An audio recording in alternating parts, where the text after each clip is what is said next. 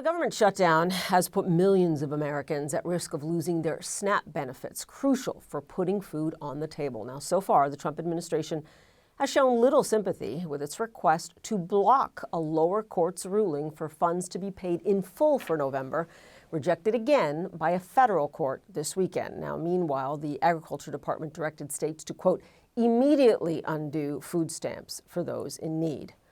Author Marion Nestle says she's shocked by how low-income families are being used as pawns in this political chaos. And she joins Hari Srinivasan to discuss the impact. And her new book is What to Eat Now. Paula, thanks. Marion Nestle, thanks so much for joining us. Your most recent book, What to Eat Now, it is kind of an update on a book that you wrote back in 2006 on what to eat. So why did you feel you needed to write this? Why did you feel you had to do it now? What's changed? Well, I thought it was going to be a really quick project that I could just whip off. And here we are 4 years later. It turned out to be an enormous job looking at everything that has changed in the last 20 years. The big ones are online ordering, plant-based, ultra-processed, the introduction of international foods into every section of the supermarket, the substitution of water for full sugar sodas. I mean, I could just go on and on and on. In every section of the supermarket, there have been profound changes that occurred. I just wasn't paying close enough attention. What's interesting is that you kind of look at this supermarket through the lens of decisions that most consumers don't know might have shaped the food that they're seeing on the aisles, what aisles they're seeing it, or what height they're seeing it at, right? Right. I mean, this is a book that sort of exposes the obvious fact that supermarkets are not social service agencies, and neither are food companies. They're businesses with stockholders to please. Their purpose is to get you to buy as much food as you possibly can, as often as you possibly can, at as high a price as they can get away with.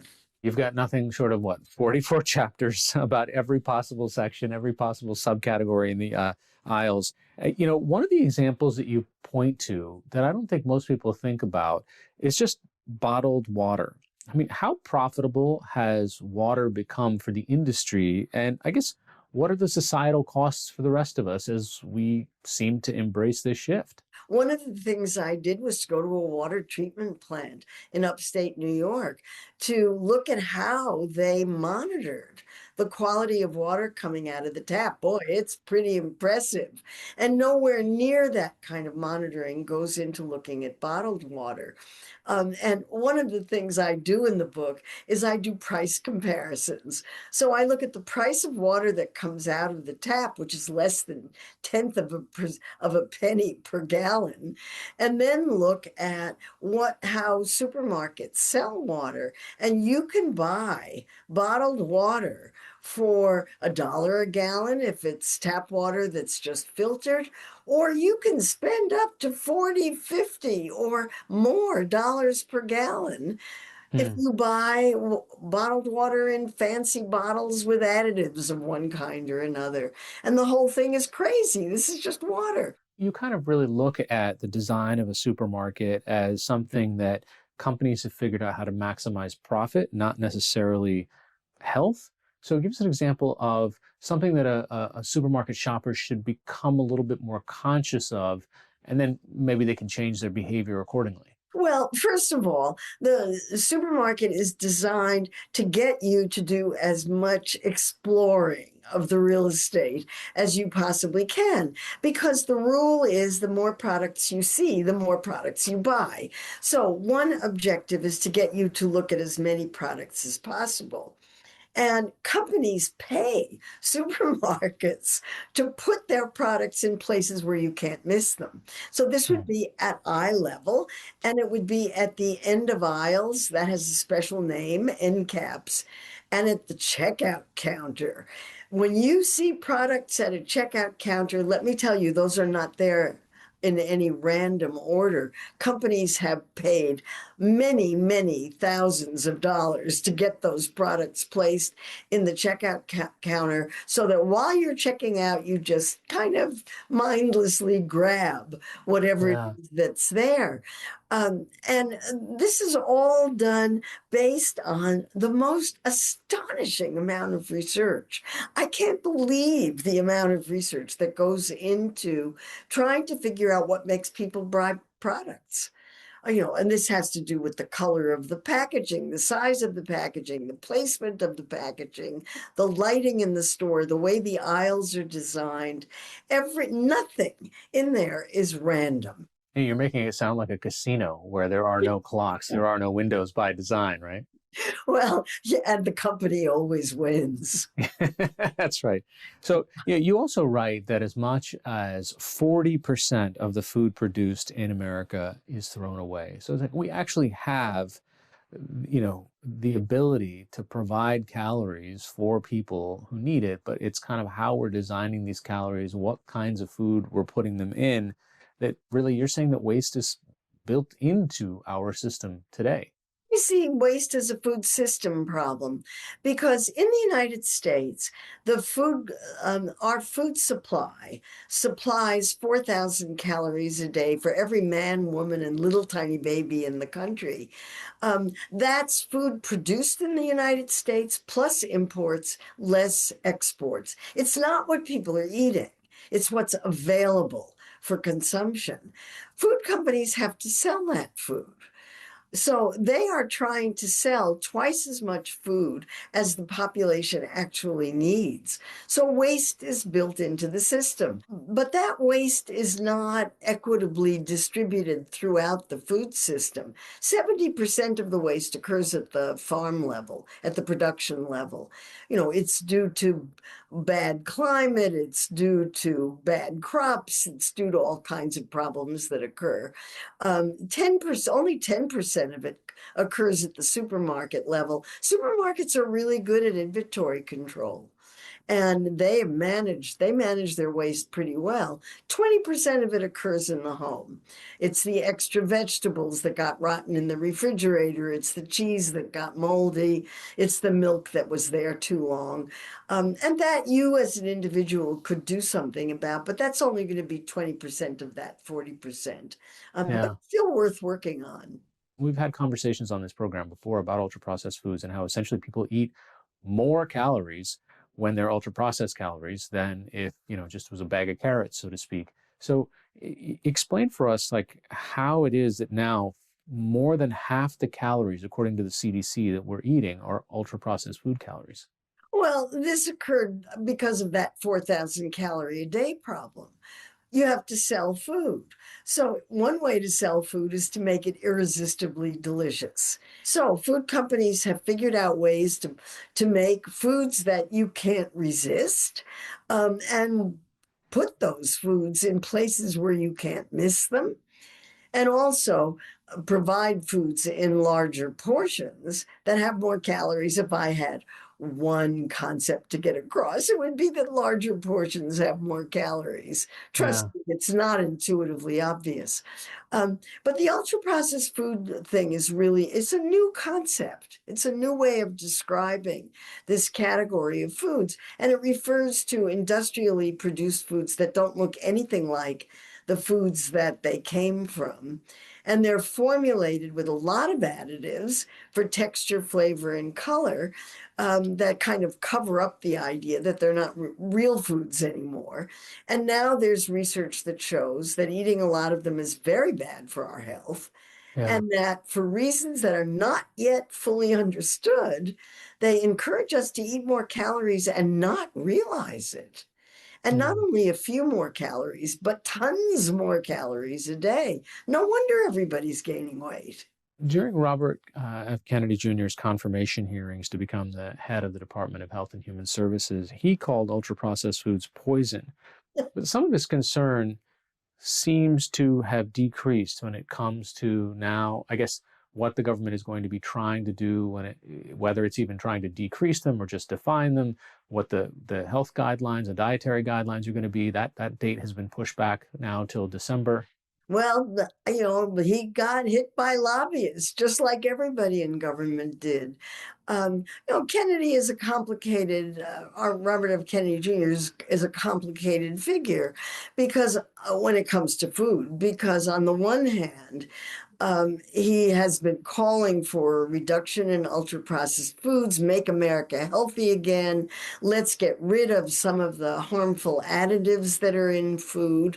Let's get rid of mercury in fish. A lot of the things that he called for seem to me to be really good ideas. And he scored two wins, two big, maybe three wins so far. One of them is he's gotten food companies to agree to take artificial color dyes out of food products. But if you take the color dyes out of a sugar sweetened cereal, it's still a sugar sweetened cereal. If you take the color dyes out of candy, it's still candy. I don't think that's going to make a big difference to health. On the chemicals, he's gotten the FDA to say that it's going to do a better job of deciding which chemicals are generally recognized as safe. So those are wins. I'll grant that. Another Maha win is that Coca-Cola has agreed to substitute cane sugar for high fructose corn syrup. That is nutritionally hilarious. It's not going to make any difference at all. The calories will be the same, the sugars will be the same. So this is all very complicated and must be taken in the context of Kennedy's destruction of the public health system, destruction of the CDC, making the FDA a dysfunctional agency, and destroying the research apparatus, not to mention what he's done about vaccinations, which I consider to be one of the great public health achievements of the 20th century. So complicated. Right now we are, as we record this conversation, still in the middle of a government shutdown, and that has disrupted supplemental nutrition SNAP payments. And then there's new rules really even blocking grocery stores from offering any other discounts to SNAP recipients. So there's right now millions of Americans who might only receive possibly up to half their SNAP benefits. A judge has said that the administration has to fully fund these. I mean, what kind of what are the consequences, especially to this population who might not have access to healthy foods in the first place, and the SNAP benefits are part of a real crucial part of how they get nutrition? Well, yes, and we're talking about 42 million people here who are beneficiaries of SNAP.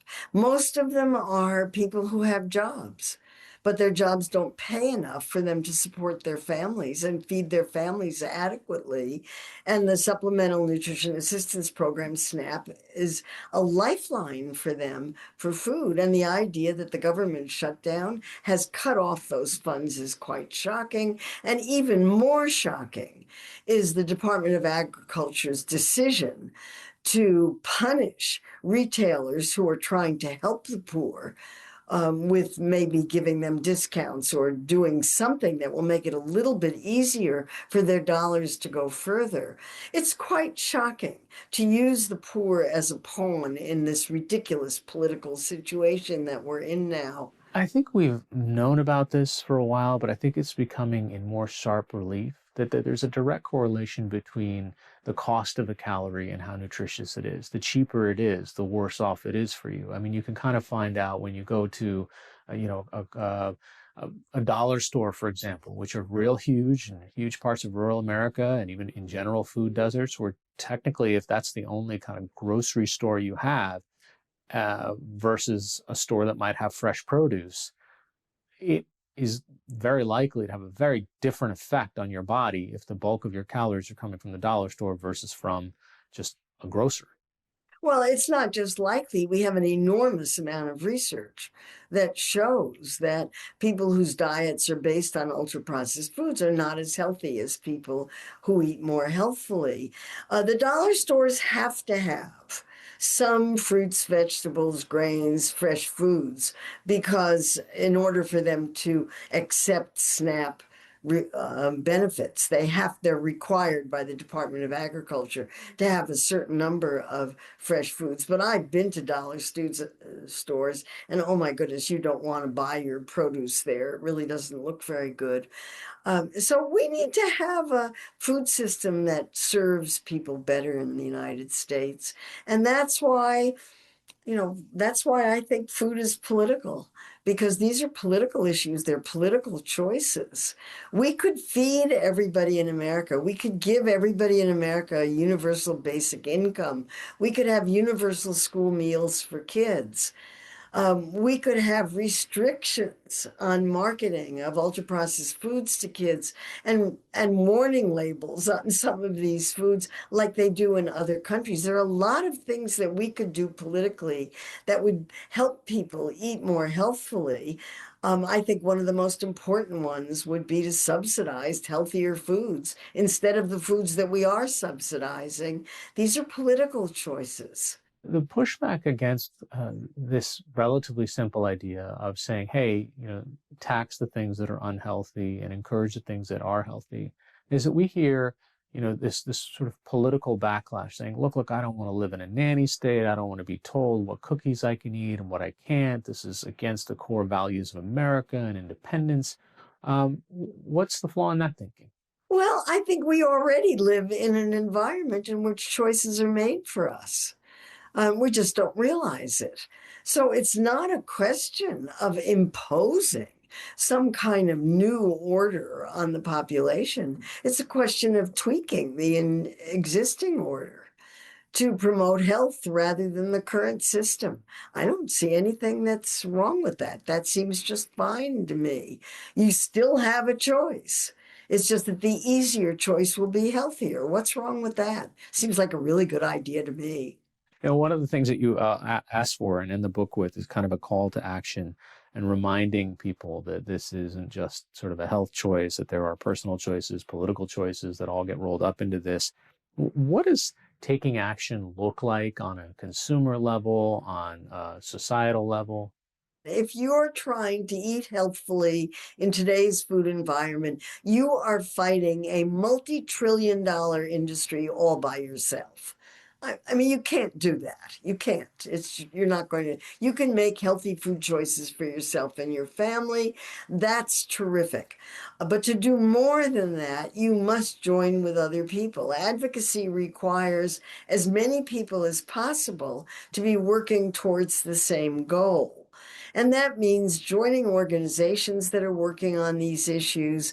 It means writing your congressional representatives. It means running for office. Please run for office. If you want political power, that's what you have to do. And we have learned recently in the United States that some people can win elections, even if they have ideas that don't seem mainstream. So it can be done, and and the recent election should be an incentive and an inspiration for lots of other young people to run for office. Please, we need you. The book is called What to Eat Now. Marion Nestle, thanks so much for joining us. My pleasure.